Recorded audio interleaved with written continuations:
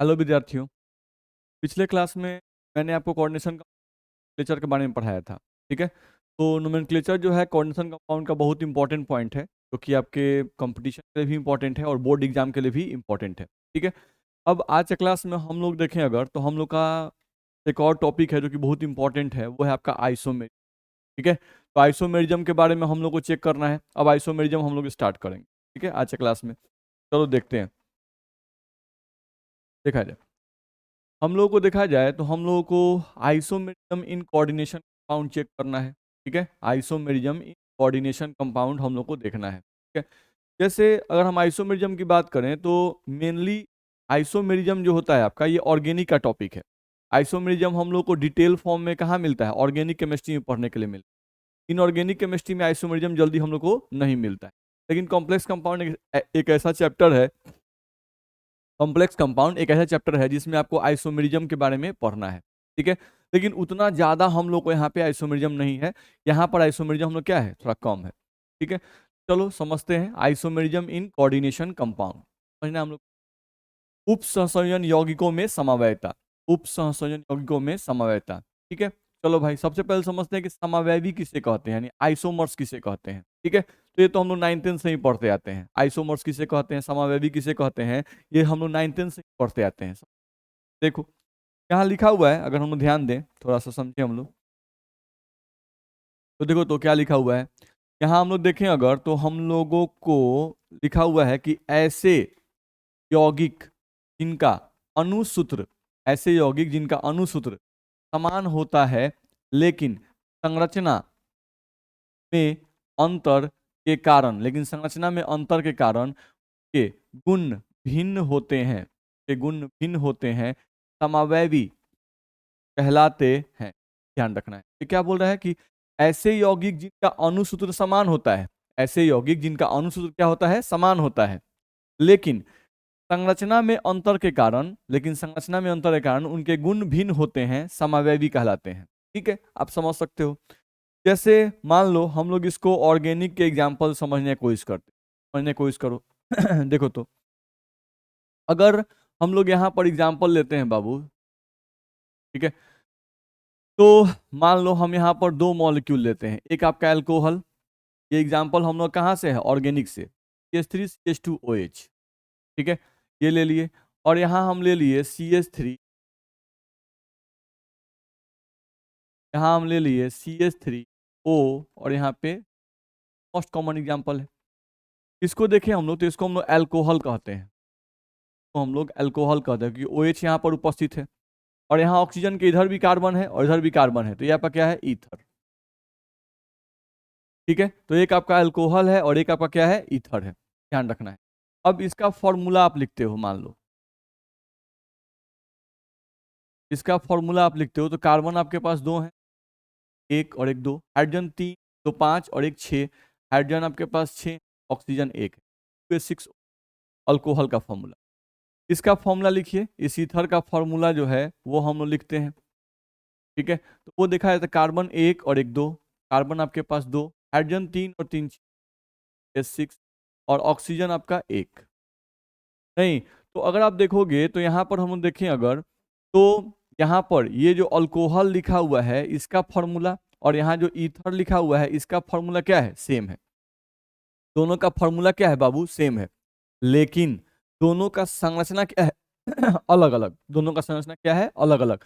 ध्यान से तुम देखोगे तो यहाँ ऑक्सीजन के एक तरफ H है और ऑक्सीजन के एक तरफ यहाँ क्या है, कार्बन चेन। ठीक है, जबकि यहाँ ऑक्सीजन के इधर भी कार्बन है और इधर भी क्या है, कार्बन चेन। तो दोनों का संरचना अलग अलग है, दोनों का संरचना क्या है, अलग अलग है। ठीक है, तो बोला गया कि आइसोमर्स किसे कहते हैं, समवैवी किसे कहते हैं, तो वैसे मॉलिक्यूल जिनका मॉलिक्यूलर फॉर्मूला सेम हो, अणुसूत्र समान हो, लेकिन लेकिन संरचना क्या हो, अलग अलग हो। ठीक है, तो इनका हम लोग देख रहे हैं, क्या हम लोग को क्या मालूम चला कि इनका मॉलिक्यूलर फॉर्मूला, इनका मॉलिक्यूलर फॉर्मूला जो है वो क्या है, सेम है। Molecular formula is same, molecular formula इनका सेम है, ध्यान रखना, अणुसूत्र समान है। ठीक है, दूसरा पॉइंट हम लोग देखें अगर, तो क्या ध्यान जा रहा है, इनका अणुसूत्र तो समान है, ठीक है, लेकिन स्ट्रक्चर क्या है, डिफरेंट है, यहाँ पर ध्यान रखना है। हाँ, स्ट्रक्चर स्ट्रक्चर मतलब स्ट्रक्चर इज डिफरेंट। स्ट्रक्चर जो है उनका वो क्या है, डिफरेंट है, अलग है, ध्यान रखना है। ठीक है, स्ट्रक्चर इज डिफरेंट यानी इन दोनों का संरचना क्या है, अलग अलग है। अगर स्ट्रक्चर अलग अलग है तो इसके कारण प्रॉपर्टीज भी क्या होती है, अलग अलग होती है। नहीं, जैसे अल्कोहल को देखोगे तो ये लिक्विड अवस्था में पाया जाता है। ईथर मेनली देखा जाए तो गैसीय अवस्था में पाया जाता है। नहीं, अल्कोहल का अगर हम लोग चेक करें, नहीं तो अल्कोहल का मेल्टिंग पॉइंट, बॉइलिंग पॉइंट ज्यादा होता है, मोर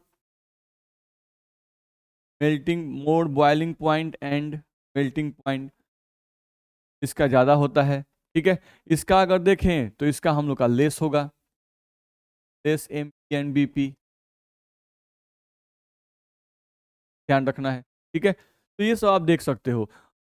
ये फिजिकल प्रॉपर्टीज की बात हुई। साथ साथ अगर केमिकल रिएक्शन की बात करें तो अल्कोहल जो होता है वो मोर रिएक्टिव होता है। अल्कोहल आपका मोर रिएक्टिव होता है ईथर के रिस्पेक्ट में। नहीं, जबकि ईथर जो आपका होता है ये मॉलिक्यूल, ये आपका क्या होता है, लेस रिएक्टिव होता है, आपका लेस रिएक्टिव नेचर का होता है। आपको यहाँ से ध्यान में रखना होगा कि आइसोमर किसे कहते हैं, तो वैसे मॉलिक्यूल जिनका मॉलिक्यूलर फॉर्मूला सेम हो लेकिन स्ट्रक्चर डिफरेंट हो, और स्ट्रक्चर डिफरेंट होने के कारण से इनका फिजिकल प्रॉपर्टी यानी भौतिक गुण और रासायनिक गुण क्या हो, अलग अलग हो। वही हम यहाँ लिख रहे हैं कि यहाँ अल्कोहल तथा ईथर की संरचना अलग अलग होने के कारण, की संरचना अलग अलग होने के कारण, अलग अलग होने के कारण, रचना अलग अलग हो कारण, संरचना अलग अलग होने के कारण, अल्कोहल तथा ईथर की संरचना अलग अलग होने के कारण की और इनका या इनका भौतिक तथा रासायनिक गुण भी अलग अलग होता है। भौतिक तथा रासायनिक, भौतिक तथा रासायनिक गुण भी अलग अलग होता है, अलग अलग है, ध्यान रखना है। ठीक है, यहाँ पे हम लोग कहा गया अल्कोहल तथा ईथर की संरचना अलग अलग होने के कारण से का भौतिक गुण तथा रासायनिक गुण भी क्या होता है, अलग अलग होता है। तो ये बात हम लोग को ध्यान रखना पड़ेगा। ठीक है, तो मेरे हिसाब से आपको ये बात समझ में आ गई होगी। ठीक है, कि आइसोमर्स किसे कहते हैं। ठीक है, तो आइसोमर्स किसे कहते हैं ये हम लोग को ध्यान में रखना पड़ेगा। ठीक है, तो आइसोमरिज्म मेनली प्रॉपर्टी किसका है, ऑर्गेनिक केमिस्ट्री का है, लेकिन कॉम्प्लेक्स कंपाउंड में भी इसका यूज है।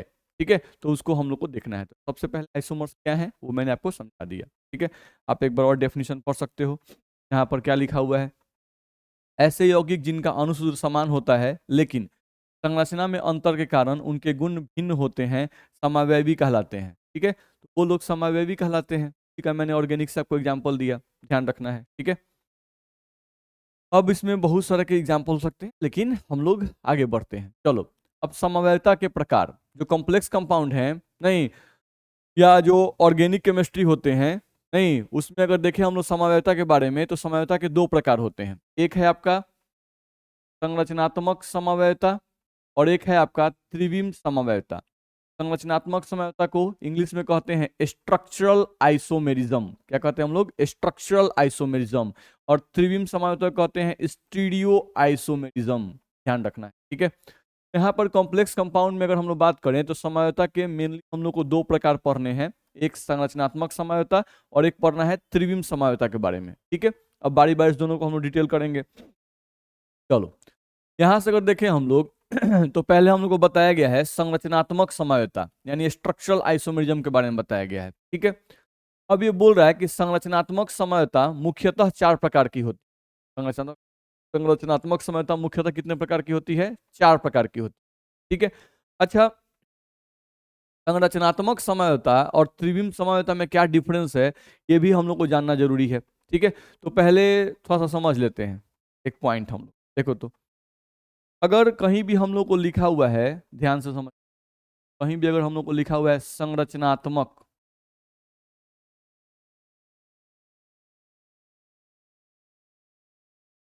संरचनात्मक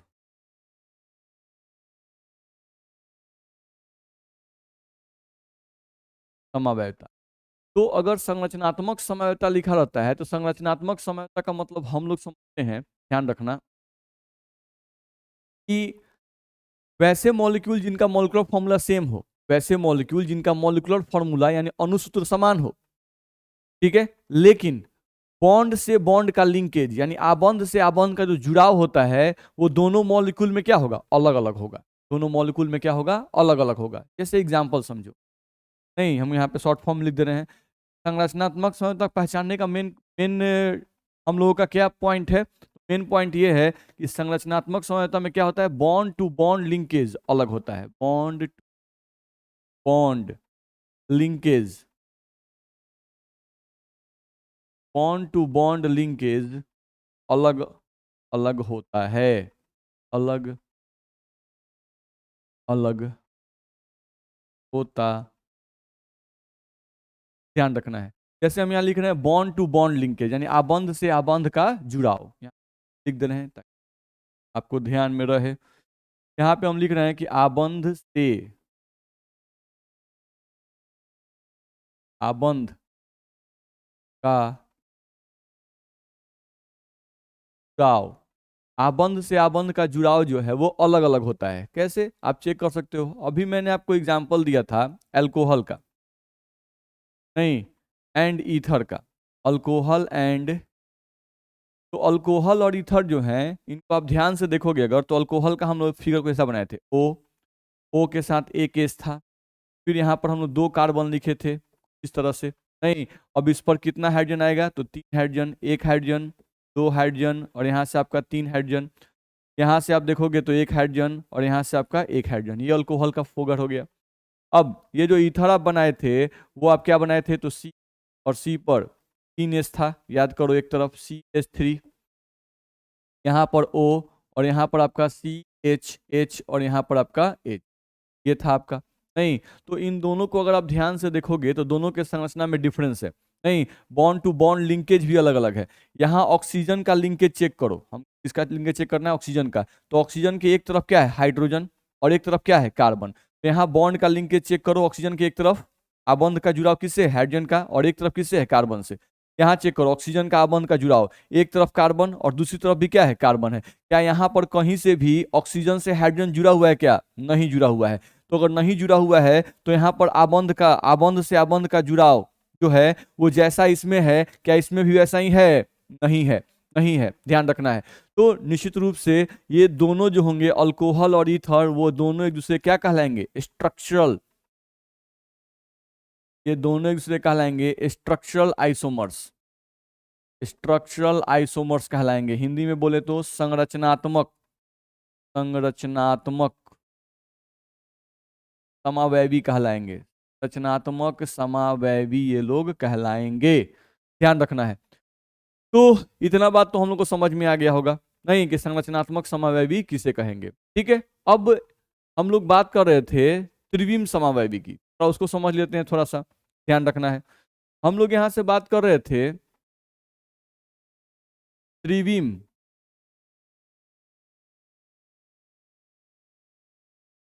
समावयता,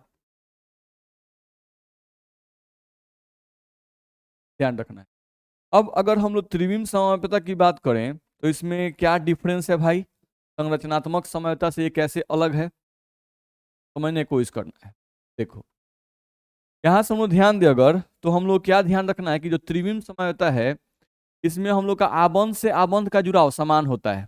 तो बाबू हम यहाँ लिख रहे हैं त्रिविम समवयता क्या होता है, आबंध से आबंध का जुड़ाव, आबंध का जुड़ाव समान होता है।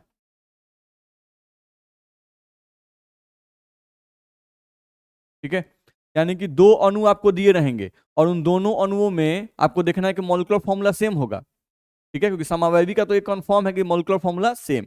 ठीक है, अब यहाँ पर जो हम लोग का त्रिविम समवयता है इसमें आबंध से आबंध का जुड़ाव भी सेम रहेगा, लेकिन त्रिविम में जो ग्रुप का सजावट है वो अलग अलग होगा। ध्यान रखना है। आबंध से आबंध का जुड़ाव समान होता है, लेकिन अलग क्या होता है भाई, लेकिन त्रिविम में ग्रुप ग्रुप का सजावट या व्यवस्था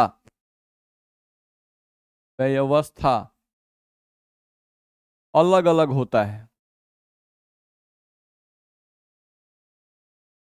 व्यवस्था अलग अलग होता है, ध्यान रखना है। ठीक है, जैसे आप एग्जाम्पल समझ सकते हो यहाँ से। हम लोग मान लो ऑर्गेनिक से एग्जाम्पल बार बार लेते हैं, ऑर्गेनिक वाले में समझाना आसान होता है।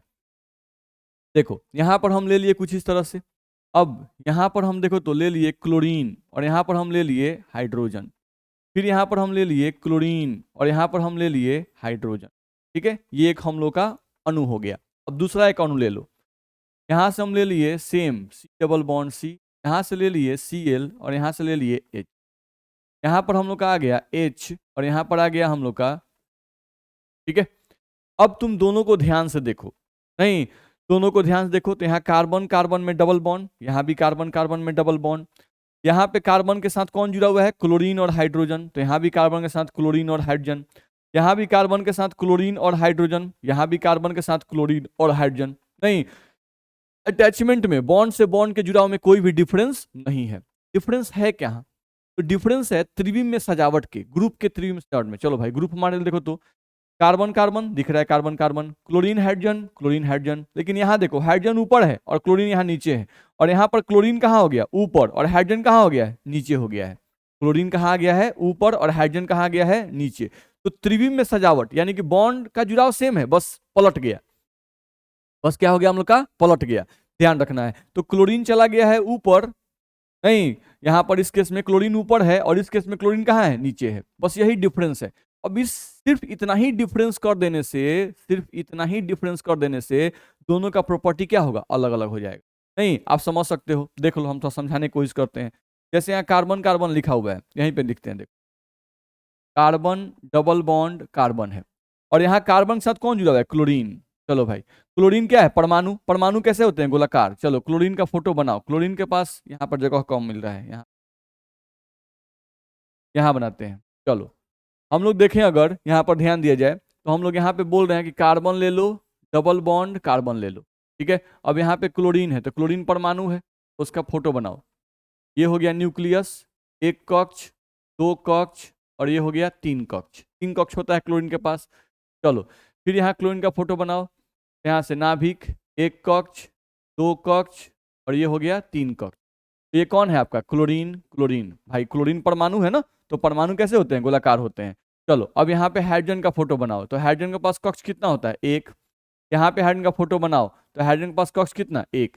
तो ये जो सजावट हम सजाए ये इसका सजाए, अब इसका सजावट यहाँ बनाते हैं, ध्यान से देखो कार्बन और कार्बन में डबल बॉन्ड, एक तरफ यहाँ पे क्लोरीन है और तब यहाँ पर हाइड्रोजन है। तो चलो भाई क्लोरीन का पहले फोटो बनाते हैं, इसके पास कक्ष तीन गो, एक कक्ष, दो कक्ष, तीन कक्ष बन गया। नहीं अब यहाँ पर कौन है, हाइड्रोजन, हाइड्रोजन के पास हाइड्रोजन है ना, हाँ हाइड्रोजन है, तो इसके पास एक कक्ष। चलो अब इस पर बनाओ, यहाँ से हम देखें अगर तो यहाँ पे आपका हाइड्रोजन, हाइड्रोजन के पास एक कक्ष बना दिए। यहाँ से आपका क्लोरीन, क्लोरीन के पास तीन कक्ष बनाते हैं, एक कक्ष, दो कक्ष और यहाँ पर तीन कक्ष। तो तुम ध्यान से देख सकते हो क्या फर्क है। जो पहले वाला स्ट्रक्चर है, जो फर्स्ट स्ट्रक्चर है, उसमें तुम ध्यान से देखोगे तो दोनों जो क्लोरीन है ये बड़ा है, ये बड़ा है, तो दोनों बड़े एटम एक साइड है, दोनों बड़े एटम क्या है, एक साइड है, तो इनके बीच विकर्षण ज्यादा होगा। नहीं अब यहाँ पे क्लोरीन और क्लोरीन जो है वो दूर हो गए, तो यहाँ पर विकर्षण, इस स्ट्रक्चर में विकर्षण क्या होगा, कम होगा। नहीं तो ये जो स्ट्रक्चर होगा ये ज्यादा स्टेबल होगा, ये जो स्ट्रक्चर होगा वो ज्यादा स्टेबल होगा, और ये जो स्ट्रक्चर होगा वो लेस स्टेबल होगा, ये आपका लेस स्टेबल स्ट्रक्चर होगा। क्योंकि दो बड़े ग्रुप अगर एक साथ बहुत नजदीक आ जाएंगे तो इसके इलेक्ट्रॉन और इसके इलेक्ट्रॉन के बीच में विकर्षण होगा। नहीं तो विकर्षण जिस स्ट्रक्चर में होता है वो क्या होता है, लेस स्टेबल होता है। और यहाँ पर इस स्ट्रक्चर में एक क्लोरीन ऊपर है तो एक क्लोरीन नीचे आ गया, यानी इनके बीच की दूरी क्या हो गई, बढ़ गई। तो दूरी अगर बढ़ गई तो ये मोर स्टेबल हो गया, ये लेस स्टेबल हो जाएगा। ठीक है, तो मेरे हिसाब से आपको बात ये समझ में आ गई होगी।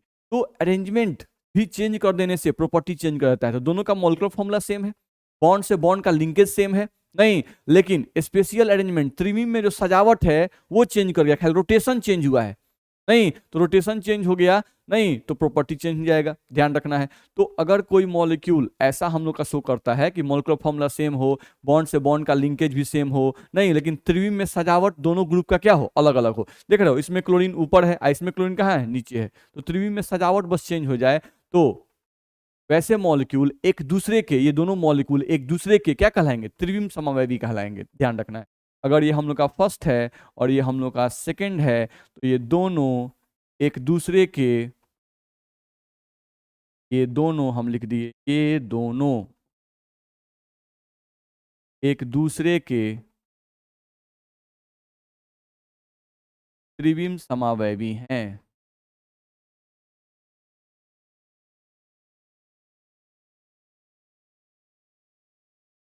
चलिए, तो मेरे हिसाब से आपको बात समझ में आ गई होगी कि संरचनात्मक समावयवी और त्रिविम समावयवी में क्या डिफरेंस है। ठीक है, तो मैंने ये समझाने की कोशिश किया कि संरचनात्मक समावयवी किसे कहेंगे, तो वैसे अणु जिनका अणुसूत्र समान हो लेकिन आबंध से आबंध का जुड़ाव क्या हो, अलग अलग हो, वे लोग संरचनात्मक समावयवी कहलाएंगे। जिसका एग्जाम्पल मैंने आपको दिया था अल्कोहल और ईथर। ठीक है, उसमें बॉन्ड टू बॉन्ड लिंकेज क्या था, अलग था।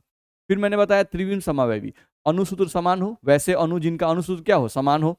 फिर हम लोग का बॉन्ड टू बॉन्ड लिंकेज भी क्या हो, सेम हो, लेकिन त्रिविम में सजावट क्या हो, अलग अलग हो दोनों अणुओं का, तो ये दोनों अणु एक दूसरे के त्रिविम समवैवी कहलाएंगे। ठीक है, जैसे आप देखिएगा इसको हम लोग क्या कहते हैं, सिस फॉर्म, और इसको क्या कहते हैं, ट्रांसफॉर्म।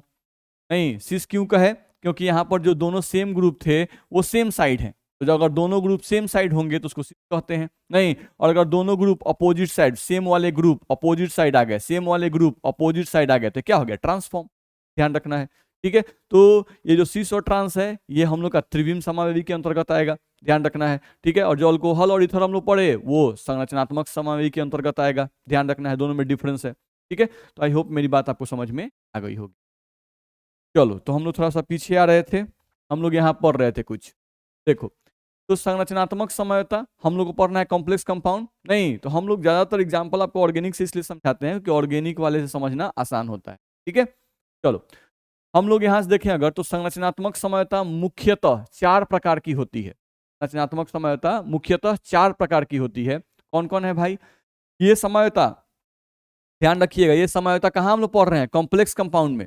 ठीक है, कॉम्प्लेक्स कंपाउंड की समयता हम लोग पढ़ रहे हैं। ठीक है, ये जो समयता हम लोग पढ़ रहे हैं, ये समयता आपको ऑर्गेनिक केमिस्ट्री में ये वाला नहीं आएगा, जो टाइप्स हम पढ़ रहे हैं उसका वहां पे संरचनात्मक समयता पढ़ना है, लेकिन वहां पर उसका टाइप्स क्या होता है, अलग होता है, और यहाँ पर इसका टाइप अलग होता है। ठीक है, ये दिमाग में रखिएगा, ऑर्गेनिक केमिस्ट्री में अगर आप संरचनात्मक समयता पढ़िएगा तो वहां पर उसका टाइप अलग अलग होता है, ध्यान रखना है। ठीक है, वहां पर हम लोग को chain isomer, position isomer, chain position isomer, ring chain isomers इस तरह का मिलेगा। ठीक है, यहाँ पर जो हम लोग संरचनात्मक समयता का प्रकार लिखे हुए हैं, ये प्रकार सिर्फ और सिर्फ कहाँ लागू होगा, संकुल यौगिकों के केस में लागू होगा। ठीक है, तो मेरी बात ध्यान रखिएगा। अब यहाँ से हम लिख रहे हैं संरचनात्मक समयता मुख्यतः 4 प्रकार की होती है, और ये चारों सिर्फ और सिर्फ कहाँ पाए जाएंगे, संकुल यौगिकों में पाए जाएंगे, ये ऑर्गेनिक केमिस्ट्री में नहीं होगा। ठीक है, ऑर्गेनिक केमिस्ट्री में संरचनात्मक समयता पढ़ना है, लेकिन वहां पर इसका टाइप क्या होता है, अलग अलग होता है, ये सब टाइप उसमें नहीं आते हैं। ठीक है, चलो, तो संरचनात्मक समयता की हम लोग बात कर रहे थे, तो संकुल यौगिकों में तो पहला हम लोग को पढ़ाया गया इसमें आयनन समयता। पहला हम लोग को यहाँ से पढ़ाया गया है कौन सा, आयनन समवेयता, जिसको हम इंग्लिश में कह रहे हैं आयोनाइजेशन आइसोमेरिज्म। दूसरा आपको पढ़ना है विलायक योजन समवेयता, जिसको इंग्लिश में कहते हैं सॉल्वेट और हाइड्रेट आइसोमेरिज्म। ठीक है, तीसरा हम लोग को देखा है तो पढ़ना है बंधनी समवेयता नहीं, जिसको इंग्लिश में कहते हैं लिंकेज आइसोमेरिज्म। क्या कहते हैं हम लोग, लिंकेज आइसोमेरिज्म। चौथा आपको पढ़ना है उप सह संयोजन समवेयता नहीं, जिसको इंग्लिश में कहते हैं हम लोग कोऑर्डिनेशन आइसोमेरिज्म। क्या कहते हैं इसको हम लोग, कोऑर्डिनेशन आइसोमेरिज्म। तो इस तरह से मुख्यतः 4 प्रकार के हैं नहीं। अब इसमें और भी 1-2 टाइप का दिया रहता है, लिगांड आइसोमेरिज्म नहीं, या कोऑर्डिनेशन पोजीशन आइसोमेरिज्म ऐसा भी आता है, लेकिन वो सब हम लोग को नहीं पढ़ना है। हम लोग को एनसीईआरटी में मेनली 4 टाइप्स के पढ़ने हैं, कॉम्प्लेक्स कंपाउंड, 4 तरह के स्ट्रक्चरल आइसोमेरिज्म शो करेंगे। कौन कौन है भाई, आयनन समवेयता, विलायक योजन समवेयता, बंधनी समवेयता, उप सहसंयोजन समवेयता, ये 4 प्रकार के आपको पढ़ने हैं। ठीक है, चलो आगे बढ़ते हैं। अब बारी बारी से सबको देख लेते हैं। ये हमने समझाने के लिए आपको बताया था। चलिए आगे बढ़ जाए हम लोग। अब यहाँ से हम लोग देखें अगर, तो आ गया हम लोग को आयनन समवेता, आयोनाइजेशन, आइसोमेरिज्म। ठीक है, हम लोग समझने की कोशिश कर रहे हैं आयनन समवेता, आयनाइजेशन, आइसोमेरिज्म नहीं कैसे हम लोग पहचानेंगे। ठीक है, अगर दो मॉलिक्यूल दिए हुए हैं तो हम लोग कैसे पहचानेंगे कि वो आयनन समावेवी हैं या नहीं है। उसके लिए हम लोग देखते हैं क्या लिखा हुआ है, देखते हैं।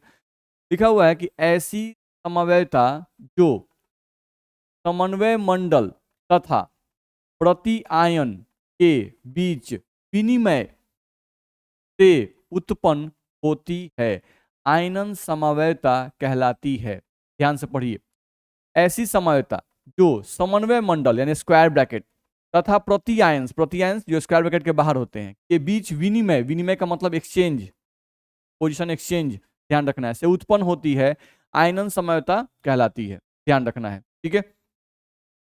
यहां लिखा हुआ अगला पॉइंट कि ऐसे संकुलों में प्रति आयन लिगंड को प्रतिस्थापित कर स्वयं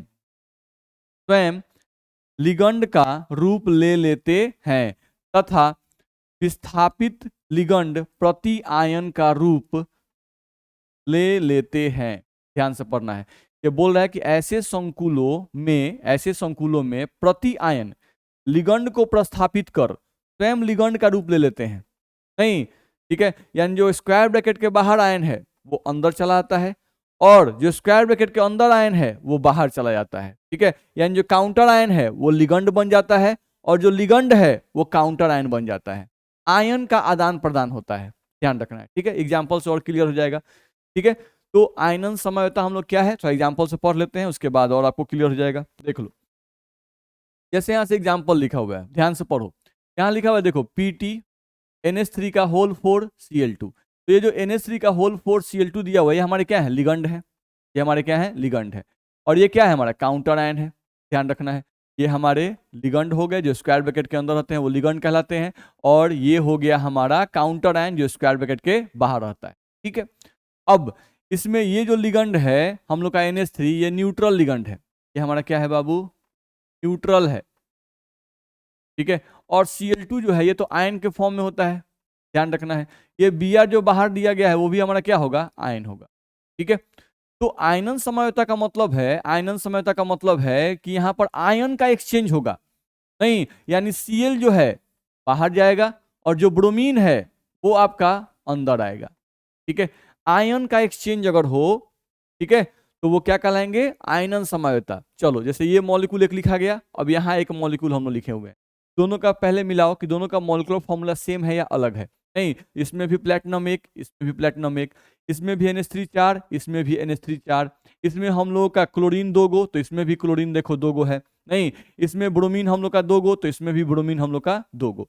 ठीक है, सब कुछ फॉर्मूला सेम है, बस डिफरेंस क्या है कि इसमें जो क्लोरीन है वो स्क्वायर ब्रैकेट के अंदर है, नहीं, और यहां पर जो क्लोरीन है वो स्क्वायर ब्रैकेट के बाहर है।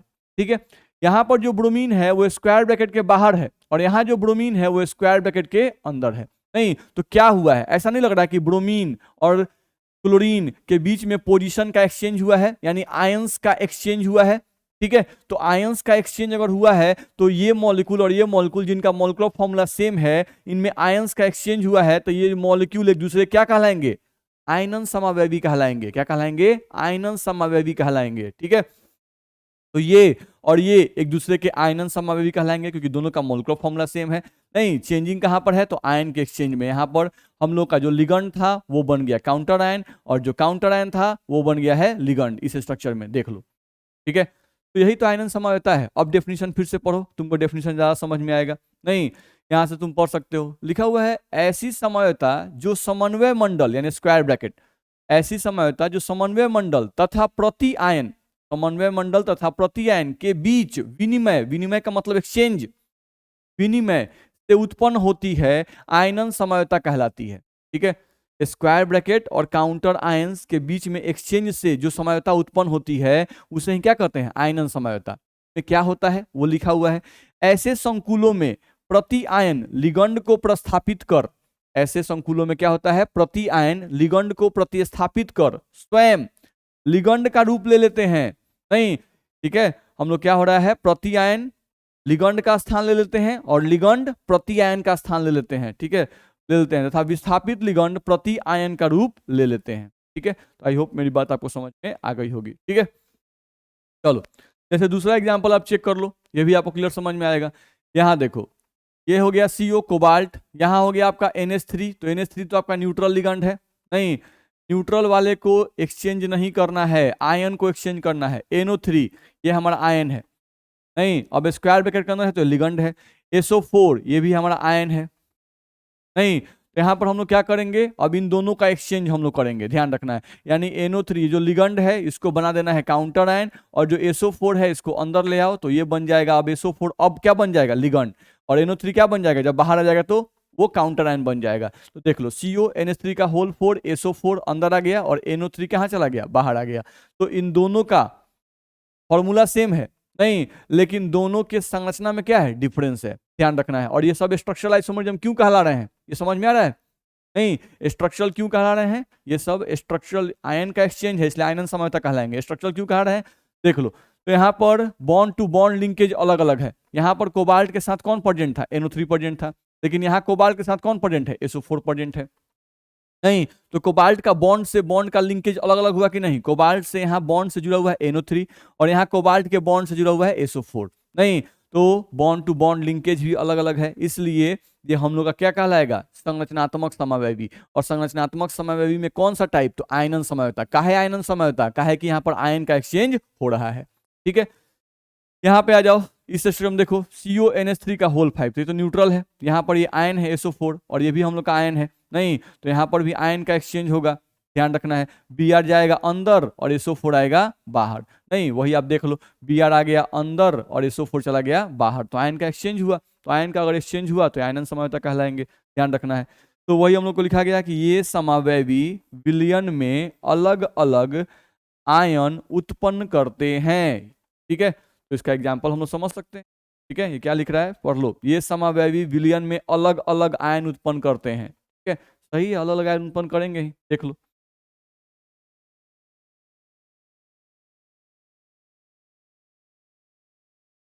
चलो यहां से एग्जाम्पल हम समझ लें।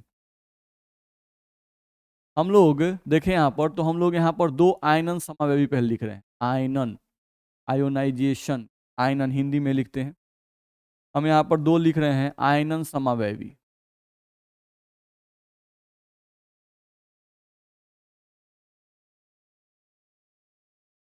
वैवी, ठीक है, हम यहाँ पर आयनन समवैवी आपको लिख रहे हैं, देखा जाए।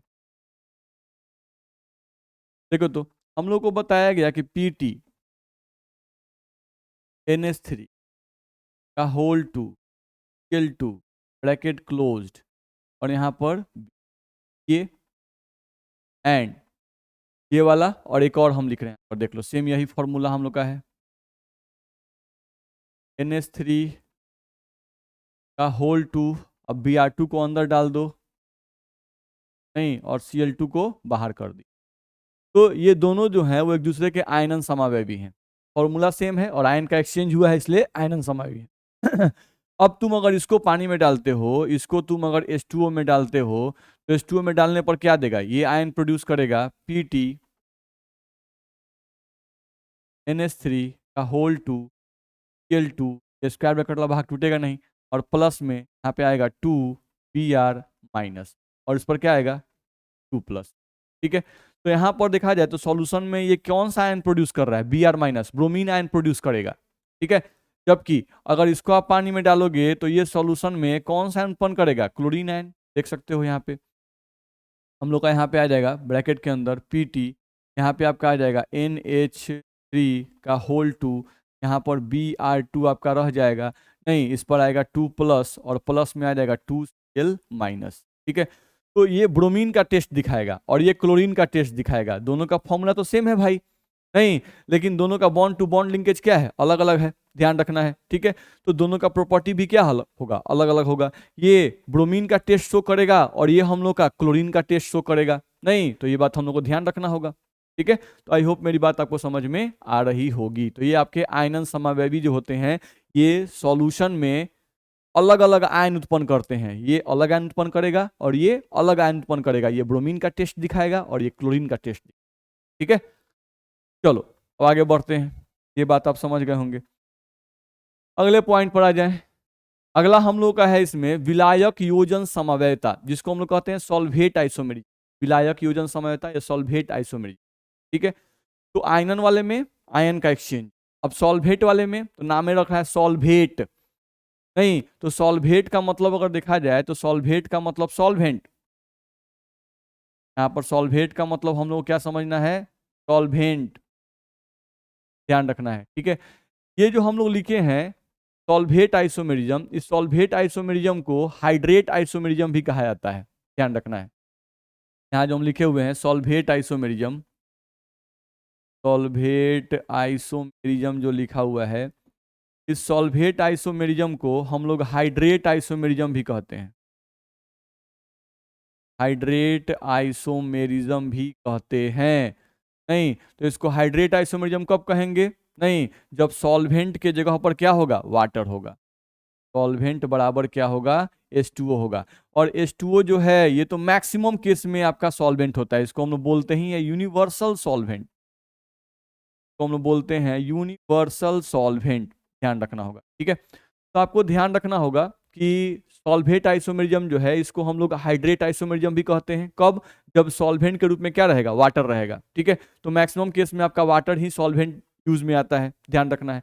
चलो अब सॉल्वेट आइसोमेरिज्म क्या है, तो इसमें क्या होगा, स्क्वायर ब्रैकेट के अंदर, स्क्वायर ब्रैकेट के अंदर जो पानी की मात्रा होगी, ठीक है, एक मॉलिक्यूल में स्क्वायर ब्रैकेट के अंदर आप H2O का संख्या गिन लिए। ठीक है, अब एक दूसरा मॉलिक्यूल, दूसरा एक कॉम्प्लेक्स कंपाउंड में आप स्क्वायर ब्रैकेट के अंदर जब वाटर मॉलिक्यूल की संख्या को देखिएगा तो वो क्या आएगा, अलग आएगा। फिर से बोल रहे हैं, एक स्क्वायर ब्रैकेट के अंदर यानी एक मॉलिक्यूल, पहला मॉलिक्यूल लिए, उस मॉलिक्यूल में वाटर संख्या, उस मॉलिक्यूल में वाटर की संख्या को आप लिख लो। फिर दूसरा एक मॉलिक्यूल लिख लो, उसमें स्क्वायर ब्रैकेट के अंदर वाटर के मॉलिक्यूल की संख्या आप लिख लो। दोनों में वाटर मॉलिक्यूल की संख्या क्या आएगी, अलग अलग आएगी, ध्यान रखना है। ठीक है, लेकिन ओवरऑल मॉलिक्यूल में, ओवरऑल दोनों मॉलिक्यूल में वाटर की संख्या सेम रहेगी। लेकिन स्क्वायर ब्रैकेट के अंदर दोनों में, स्क्वायर ब्रैकेट के अंदर दोनों में वाटर मॉलिक्यूल की संख्या क्या होगी, अलग अलग होगी, ध्यान रखना है। तो ऐसे मॉलिक्यूल जो होते हैं वो एक दूसरे के हाइड्रेट आइसोमेरिज्म कहलाते हैं या सॉल्वेट आइसोमेरिज्म कहलाते हैं। ठीक है, जिसमें स्क्वायर ब्रैकेट के अंदर वाटर मॉलिक्यूल की संख्या दोनों मॉलिक्यूल में क्या होगी, अलग अलग होगी। लेकिन ओवरऑल पूरे मॉलिक्यूल में, दोनों मॉलिक्यूल में वाटर मॉलिक्यूल की संख्या क्या होगी, सेम होगी, ध्यान रखना है। एग्जाम्पल ज्यादा समझ में आएगा, कंफ्यूज नहीं होना है। देखा जाए तो यहां से हम लोग समझने की कोशिश करें तो क्या लिख रहा है, लिख रहा है कि इस प्रकार की समवयता, इस प्रकार की समवयता उप सहसंयोजक क्षेत्र यानी कि स्क्वायर ब्रैकेट के अंदर, ठीक है, इस प्रकार की समवयता उस उप सहसंयोजक क्षेत्र के अंदर तथा बाहर, अंदर तथा बाहर जल अणुओं की भिन्न संख्या की उपस्थिति के कारण, भिन्न संख्या की उपस्थिति के कारण उत्पन्न होती है या होती है। तो इस प्रकार की समवयता उप सहसंयोजक क्षेत्र के अंदर तथा बाहर जल अणुओं की भिन्न संख्या की उपस्थिति के कारण होती है। ठीक है, एग्जाम्पल से क्लियर हो जाएगा। देखो एग्जाम्पल हम लोग क्या दे रहा है समझा जाए। जैसे हम लोग को यहाँ पर 3 मॉलिक्यूल दिए गए हैं, 1, 2 और 3। अब इसको तुम ध्यान देखो, इसमें भी क्रोमियम 1 है, इसमें भी क्रोमियम 1 है, इसमें H2O 6 गो है टोटल, इसमें भी देख लो 5 गो और एगो बाहर 6 गो। नहीं, यहाँ देखो क्लोरीन कितना है, 3 है, यहाँ भी क्लोरीन तुमको 2 गो और एगो 3 गो। नहीं तो फॉर्मूला तो बिल्कुल सेम है, ध्यान रखना है, जितना इसमें क्रोमियम उतना ही क्रोमियम, जितना वाटर उतना ही वाटर, जितना क्लोरीन उतना ही क्लोरीन। ठीक है, डिफरेंस कहाँ है, तो डिफरेंस है वाटर मॉलिक्यूल की संख्या में। यहाँ पे स्क्वायर ब्रैकेट के अंदर वाटर मॉलिक्यूल संख्या कितनी है, 6 है, और यहाँ पर स्क्वायर ब्रैकेट के अंदर वाटर मॉलिक्यूल संख्या कितनी है, 5 है। लेकिन ओवरऑल दोनों में वाटर मॉलिक्यूल संख्या, टोटल इसमें वाटर 6, टोटल इसमें वाटर, टोटल में कितना 6, नहीं, लेकिन स्क्वायर ब्रैकेट के अंदर इस मॉलिक्यूल में वाटर मॉलिक्यूल संख्या कितनी है बाबू, 5, इसमें कितनी है, सॉरी 6, इसमें कितनी है 5। तो वाटर मॉलिक्यूल संख्या दोनों में अलग अलग है, अलग अलग है, तो अलग अलग है तो निश्चित रूप से ये दोनों एक दूसरे क्या कहलाएंगे, हाइड्रेट आइसोमेरिज्म कहलाएंगे। ठीक है, इसको चेक करो, यहाँ भी क्रोमियम 1, यहाँ भी 1 है, H2O यहाँ पर देख लो 4 और यहाँ पर 2, तो 4 2 6, और क्लोरीन यहाँ पर 2 और 1 3, तो इसका भी तो फॉर्मूला मैच कर रहा है इससे बिल्कुल। लेकिन वाटर मॉलिक्यूल की संख्या देखो इसमें 6 है, इसमें 5 है और इसमें कितना है 4 है। तो इन तीनों मॉलिक्यूल का मॉलिक्यूलर फॉर्मूला सेम है, लेकिन जो वाटर मॉलिक्यूल की संख्या है स्क्वायर ब्रैकेट के अंदर और स्क्वायर ब्रैकेट के बाहर, क्या वो सब में सेम है? नहीं है। इसलिए ये तीनों एक दूसरे के क्या कहलाएंगे? Hydrate isomer. ठीक है, तो दिमाग में आता है सर बोर्ड में कैसे क्वेश्चन आता है, तो बोर्ड में यही दिया रहेगा, जैसे 2 एग्जांपल दे देगा और बोलेगा कि बताओ ये कौन सी समवायता दर्शाते हैं। या कॉम्पिटिटिव एग्जाम में भी यही आता है, ध्यान रखना है। क्या करेगा, हम लोगों को ये दोनों एग्जाम्पल दे देगा और बोलेगा कि ये बताओ कि ये कौन सी समवायता दिखाते हैं। तो आपको क्या चेक करना है? अच्छा, वाटर मॉलिक्यूल की संख्या इसमें 6 है, अच्छा इसमें 5 है, तो ये तो विलायक योजन समवायता दिखाएगा, सॉल्वेट आइसोमेरिज्म या हाइड्रेट आइसोमेरिज्म दिखाएगा। यही आपको पहचानने के लिए क्वेश्चन आता है, तो उसको आप ध्यान रखिएगा। ठीक है, चलो देख रहे हो तीनों का रंग भी अलग अलग है। इसका कलर क्या है? बैगनी है। इसका कलर क्या लिखा हुआ है? हरा। और इसका क्या लिखा हुआ है? गहरा हरा। ठीक है, चलो तो यहां लिख रहा हुआ है ये संकुल सिर्फ सॉल्वेट आइसोमेरिज्म ही दिखलाएगा, आयनन समवायता नहीं दिखलाएगा। सही है भाई, इसमें पानी और आयन के बीच में एक्सचेंज हुआ है, तो ये आयनन समवायता कहां से दिखाएगा? आयनन समवायता के लिए तो आयन का एक्सचेंज होता है नहीं, और सॉल्वेट आइसोमेरिज्म में जल का एक्सचेंज होता है आयन के साथ। ठीक है, तो जब भी आयन का आयन से एक्सचेंज हो तो वो होगा आयनन समवायता, जल का आयन से एक्सचेंज हो तो वो होगा हम लोगों का विलायक योजन समवायता। ध्यान रखना है। ठीक है, आगे बढ़ जाओ।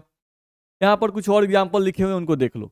यहां से हम लोग को लिखा हुआ है CONH3 का होल 4H2। अब इसमें स्क्वायर ब्रैकेट के अंदर एक H2O नहीं। ठीक है, तो पहले मिला दोनों का फॉर्मूला सेम है ना, यहाँ कोबाल्ट एक, यहाँ भी कोबाल्ट एक, यहाँ पे NH3 4, यहाँ भी NH3 4, यहाँ पे क्लोरीन हम लोगों का 2 गो एगो 3 गो, यहाँ भी क्लोरीन आपका 2 गो और एगो 3 गो, यहाँ पर वाटर मॉलिक्यूल एगो और यहाँ भी वाटर मॉलिक्यूल एक है नहीं।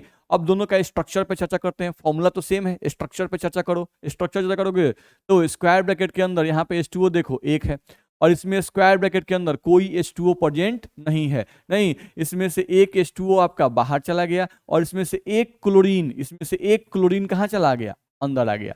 ध्यान रखना है। ठीक है, एक H2O बाहर गया तो एक क्लोरीन अंदर आ गया। ऐसा क्यों करते हैं? खाली H2O क्यों नहीं बाहर निकाल दिए?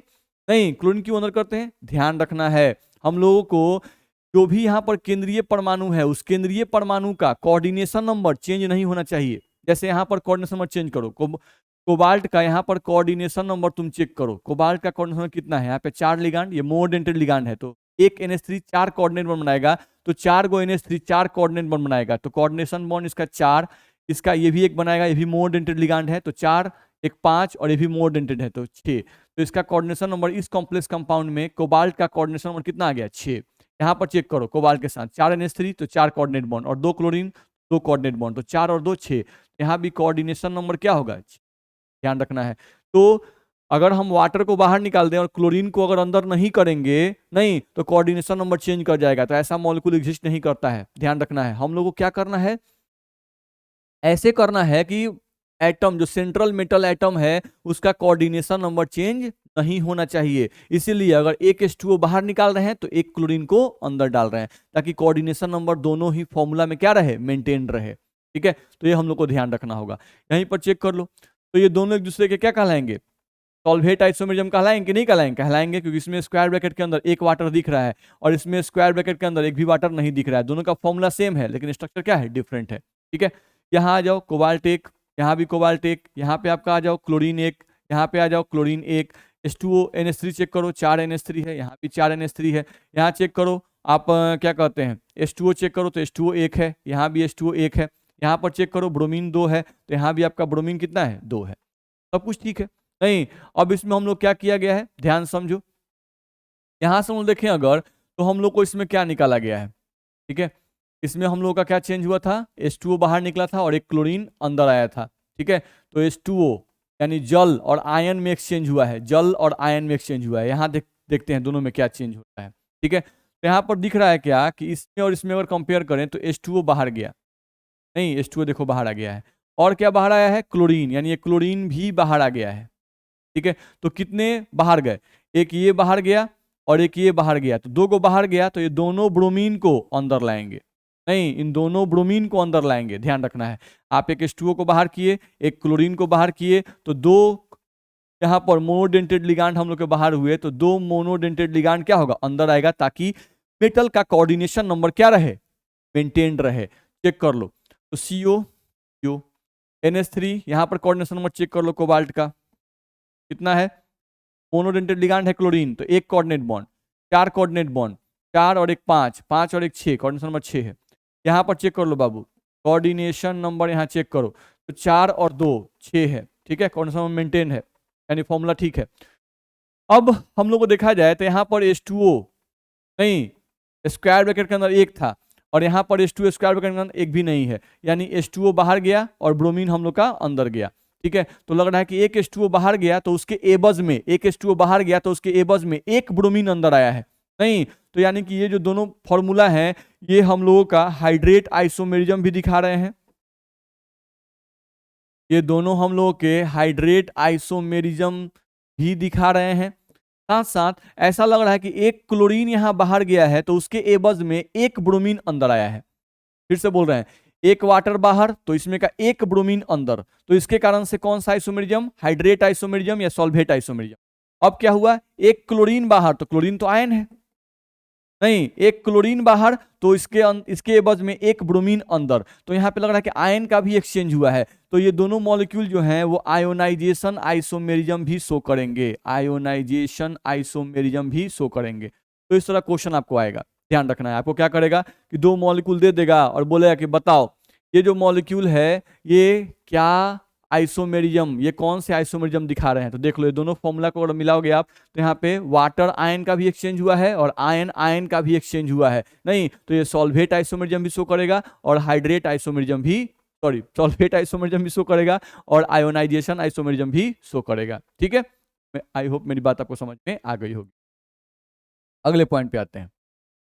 अगला यहां पर देखा जाए तो हम लोग को दिया गया है बंधनी समवायता, लिंकेज आइसोमेरिज्म, ठीक है, लिंकेज आइसोमेरिज्म। तो नाम से ही इसका डेफिनेशन क्लियर है भाई, कुछ भी इसमें दिमाग ही नहीं लगाना है, लिंकेज आइसोमेरिज्म, ठीक है।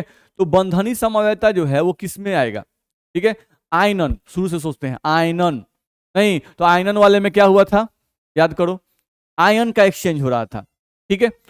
हाइड्रेट वाले में क्या हुआ, जल के कणों की संख्या स्क्वायर ब्रैकेट के अंदर और बाहर अलग अलग थी, ये भी समझ में आ गया, ठीक है। अब आया लिंकेज आइसोमेरिज्म, तो लिंकेज आइसोमेरिज्म जो है ये वही कॉम्प्लेक्स कंपाउंड दिखाएगा जिसके पास एम्बीडेंट लिगेंड होंगे, उभय दंती लिगेंड जिसके पास उपस्थित होंगे वही ये प्रॉपर्टी शो करेगा, वही ये आइसोमेरिज्म दिखाएगा, ठीक है। यानी लिंकेज आइसोमेरिज्म शो करने के लिए स्क्वायर ब्रैकेट के अंदर उभय दंती लिगेंड उपस्थित होने चाहिए, ध्यान रखना है, ठीक है। चलो पढ़ते हैं। लिखा हुआ है कि इस प्रकार की समवायता उभय दंती जैसे NO2- CN- तथा SCN- की उपस्थिति के कारण उत्पन्न होती है, ठीक है। जैसे एग्जांपल देख लो, यहां पर देखो कोबाल्ट एक, यहां भी चेक करो कोबाल्ट एक, NH3 5 नहीं, अब NO2 यही तो हमारा एम्बीडेंट है, यही तो हमारा एम्बीडेंट, ए का मतलब एम्बीडेंट और एल का मतलब लिगेंड, ये एम्बीडेंट लिगेंड है। यहां भी देख लो यही हमारा एम्बीडेंट लिगेंड है।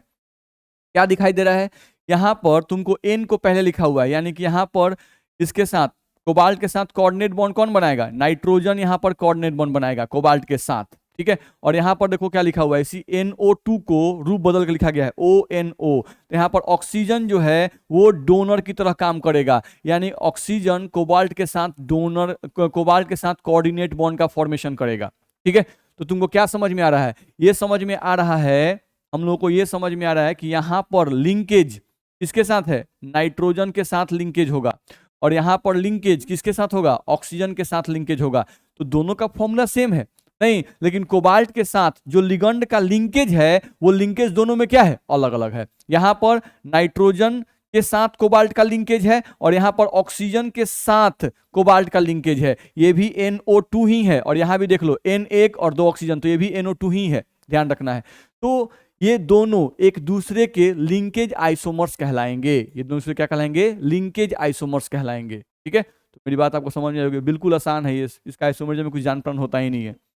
चलो यहां देखा जाए तो क्रोमियम, यहां भी एक क्रोमियम, H2O5, यहां भी H2O5, यहां पर SCN देखो यही हमारा है एम्बीडेंट लिगेंड, यही है एम्बीडेंट लिगेंड। अब यहां पर SCN देखो तो यहां पर सल्फर जो है ये हम लोगों का जुड़ेगा किससे, क्रोमियम से, नहीं, यानी सल्फर यहाँ पर डोनर एटम की तरह काम करेगा। यहाँ क्रोमियम का लिंकेज किससे होगा? सल्फर के साथ। और यहाँ देखो NCS, ये भी हम लोग का सेम है, SCN। बस अंतर क्या है कि NCS इसको पलट के लिख दिया गया है। तो यहाँ पर कोऑर्डिनेट बॉन्ड का फॉर्मेशन कौन करेगा? नाइट्रोजन करेगा, ध्यान रखना है। तो यहाँ पर लिंकेज अलग अलग है, फॉर्मूला बिल्कुल सेम है, क्रोमियम एक H2O5, यहाँ भी SCN, तो यहाँ भी हम लोग का SCN, सब कुछ सेम ही है, बस लिंकेज अलग अलग है। यहाँ पर क्रोमियम के साथ लिंकिंग हुआ है सल्फर का, और यहाँ पर क्रोमियम का लिंकेज हुआ है नाइट्रोजन के साथ, क्योंकि यहाँ नाइट्रोजन को पहले लिखा हुआ है, ये लिखने का तरीका है, ठीक है। तो ये दोनों जो हैं, ये दोनों एक दूसरे के क्या कहलाएंगे भाई? लिंकेज आइसोमर्स कहलाएंगे। क्या कहलाएंगे? ये दोनों एक दूसरे के लिंकेज आइसोमर्स कहलाएंगे, लिंकेज आइसोमर्स, ठीक है। ये भी आप समझ गए होंगे। तो ऐसे आपको देता है, आपको ये दे देगा, दोनों दे दिया नहीं, और बोलेगा कि बताओ ये कौन सा समवायता दर्शाएंगे, या एक भी दे देगा। तो जैसे ही एम्बिडेंट लिगेंड दिखाई दिया, तो एम्बिडेंट लिगेंड याद रखना है, तीन को तो ये है हम लोग को, NO2- CN-, SCN-, नहीं, इन तीनों को बस ध्यान रखना है, ठीक है। ये जहां स्क्वायर ब्रैकेट के अंदर आए और कोई पूछ दिया कि ये कौन सी समवायता दिखाएंगे, तो लिंकेज दिखाएंगे। जहां स्क्वायर ब्रैकेट के अंदर वाटर और आयन का एक्सचेंज हुआ, वो सॉल्वेट दिखाएंगे, और जहां आयन आयन का एक्सचेंज हुआ, वो आयनन समवायता दिखाएंगे। ये भाई ध्यान रखना है, ठीक है। चलो, अब अगला और लास्ट हम लोग का इसमें आता है उप सहसंयोजन समवायता, जिसको कहते हैं हम लोग कोऑर्डिनेशन आइसोमेरिज्म। नहीं, क्या कहते हैं हम लोग इसको? Coordination isomerism. एग्जांपल समझ लीजिए, तब थ्योरी समझते रहिए। देखिए, एग्जांपल हम लोग को दिया हुआ है। पहला बात ध्यान रखना है कि जो कोऑर्डिनेशन आइसोमेरिज्म, जैसे ही वर्ड आता है, तो कोऑर्डिनेशन आइसोमेरिज्म कौन से कॉम्प्लेक्स कंपाउंड दिखाएंगे, ये क्वेश्चन दिमाग में आता है। नहीं, तो कोऑर्डिनेशन आइसोमेरिज्म कौन सा कॉम्प्लेक्स कंपाउंड दिखाएगा? तो कोऑर्डिनेशन आइसोमेरिज्म वो कॉम्प्लेक्स कंपाउंड दिखाएगा, कोऑर्डिनेशन आइसोमेरिज्म वो कॉम्प्लेक्स कंपाउंड दिखाएगा जिसके पास दो कॉम्प्लेक्स पार्ट हो। जिसके पास कॉम्प्लेक्स पार्ट कितने हो? दो हो, ध्यान रखना है, ठीक है। चलो देख लो, इसमें एक स्क्वायर ब्रैकेट, दैट मींस एक कॉम्प्लेक्स पार्ट, यहां पर दूसरा स्क्वायर ब्रैकेट यानी कि दूसरा कॉम्प्लेक्स पार्ट, ठीक है। तो यहां पर दो कॉम्प्लेक्स पार्ट हैं कि नहीं है? हैं। नहीं, यहां पर देखो, इसके पास भी एक कॉम्प्लेक्स पार्ट और यहां भी एक कॉम्प्लेक्स पार्ट, तो इसके पास भी दो कॉम्प्लेक्स पार्ट है। इन दोनों का फॉर्मूला ध्यान रखना, कॉम्प्लेक्स पार्ट दो है, लेकिन ये कॉम्प्लेक्स कंपाउंड एक ही है। ये कॉम्प्लेक्स कंपाउंड एक है और ये भी कॉम्प्लेक्स कंपाउंड एक है, यानी ये एक ऐसा कॉम्प्लेक्स कंपाउंड है, ये एक ऐसे कॉम्प्लेक्स कंपाउंड है जिसके पास कॉम्प्लेक्स पार्ट कितने हैं? दो, ठीक है। चलो, अब देखो दोनों का फॉर्मूला सेम है कि नहीं। यहां भी कोबाल्ट है, यहां भी कोबाल्ट है, यहां पर NH3 है, यहां पर भी NH3 6 गो है, यहां पर क्रोमियम है तो इसमें भी क्रोमियम है, इसमें साइनाइड 6 गो है तो इसमें भी साइनाइड 6 गो है कि नहीं है? तो फॉर्मूला तो सेम है, ठीक है। तो जैसे ही कोई बोलता है कोऑर्डिनेशन आइसोमेरिज्म, तो कोऑर्डिनेशन आइसोमेरिज्म कौन सा कॉम्प्लेक्स कंपाउंड शो करेगा? तो वो कॉम्प्लेक्स कंपाउंड शो करेगा जिसके पास कॉम्प्लेक्स पार्ट कय गो होगा? दो गो होगा, वही शो करेगा। पहला बात तो ये दिमाग में आ गया। दूसरा बात दिमाग में आ गया कि मोलकुलर फॉर्मूला इनका सेम है, सेम है भाई, ध्यान रखना है। चेंजिंग क्या है? तो इसमें चेंजिंग ये होता है कोऑर्डिनेशन आइसोमेरिज्म में, बड़ी आसान है। चेंजिंग ये होता है कि सेंट्रल मेटल एटम का या तो एक्सचेंज होगा या तो लिगेंड्स का एक्सचेंज होगा। सेंट्रल मेटल एटम या लिगेंड्स का एक्सचेंज यहां पर होता है, ध्यान रखना है। चेक कर लो, यहां पर कोबाल्ट के साथ कौन लिगेंड है? NH3। और यहां पर देख लो कि हम लोगों का कोबाल्ट के साथ NH3 है, और यहां कोबाल्ट के साथ कौन है? CN है। यहां पर आप देख सकते हो क्रोमियम के साथ कौन है? CN है, और यहां क्रोमियम के साथ कौन है? NH3 है। ऐसा कुछ लग रहा है कि क्रोमियम जो है वो कोबाल्ट के जगह पर आ गया और कोबाल्ट जो था वो क्रोमियम के जगह पे आ गया। नहीं हुआ है, क्रोमियम यहां पर आ गया है, इसीलिए देखो CrNH3 का होल 6, नहीं, और कोबाल्ट आ गया यहां पर तो COCN का होल 6, ठीक है। तो इस तरह का हम लोग का एग्जिस्ट कर रहा है, ध्यान रखना है। तो ये दोनों मॉलिक्यूल एक दूसरे के क्या कहलाएंगे? कोऑर्डिनेशन आइसोमेरिज्म कहलाएंगे, ठीक है। जैसे यहां पर आ जाओ, ऐसा तुमको दिखेगा कि यहाँ प्लेटिनम है और यहाँ पर कॉपर है। अब क्या करो, प्लेटिनम को यहाँ पे ट्रांसफर कर दो और कॉपर जो है इसको इधर ट्रांसफर कर दो, तो देख लो CuNH3 का होल 4, देख लो भाई CuNH3 का होल 4, नहीं, और प्लेटिनम यहाँ चला गया तो PTCl का होल 4। तो क्या हुआ है? सेंट्रल मेटल एटम का एक्सचेंज कर दिए, नहीं, या लिगेंड का एक्सचेंज कर दो। बात समझ में आ रहा है? तो ऐसे मॉलिक्यूल क्या कहलाएंगे? कोऑर्डिनेशन आइसोमेरिज्म शो करते हैं, ये हम लोग कह सकते हैं, ठीक है। यहां से आप पढ़ सकते हो, चाहो डेफिनेशन पढ़ सकते हो। लिखा हुआ है कि यह समवायता उन संकुलों में होती है जिस संकुल में दोनों अंग संकुल हों, दोनों अंग क्या हों? संकुल हों, अर्थात दो समन्वय मंडल उपस्थित हो, यानी दो कॉम्प्लेक्स पार्ट उपस्थित हो, ठीक है। कैमरा साहब धोखा दे रहे हैं क्या? ध्यान दीजिए यहाँ पर। चलिए, किसी संकुल में उपस्थित भिन्न धातुओं की धनायनिक एवं ऋणायनिक उप सहसंयोजन सत्ता के मध्य लिगंडो या धातु के अंतर परिवर्तन से इस प्रकार की समवयता उत्पन्न होती है। अंतर परिवर्तन यानी या तो लिगांड का इंटरचेंज हो या तो सेंट्रल मेटल एटम का एक्सचेंज हो, नहीं तो इसके कारण ही ये समवयता उत्पन्न होती है। ठीक है, मेरे हिसाब से आपको बात समझ में आ गई होगी। तो यहाँ से हम लोग कितने टाइप के पढ़े, थोड़ा सा रिवीजन कर लें। हम लोग पढ़े यहाँ से कि कॉम्प्लेक्स कंपाउंड में हम लोग को दो तरह का समझौता पढ़ना है, एक है स्ट्रक्चरल आइसोमेरिज्म और एक पढ़ना है हम लोग को ऑप्टिकल आइसोमेरिज्म, यानी संरचनात्मक समझौता और त्रिविम समझौता पढ़ना है। पहले हम लोग संरचनात्मक समझौता स्टार्ट किए। संरचनात्मक समझौता कॉम्प्लेक्स कंपाउंड में कितने प्रकार के हैं? 4 प्रकार के हैं। आयनन समझौता, विलायक योजन समझौता, नहीं, और तीसरा है आपका लिंकेज आइसोमेरिज्म, जिसको हम लोग लिंकेज वाले को हिंदी में क्या कर रहे थे हम लोग, पर समझ ले, लिंकेज वाले को हिंदी में क्या कर, बंधनी।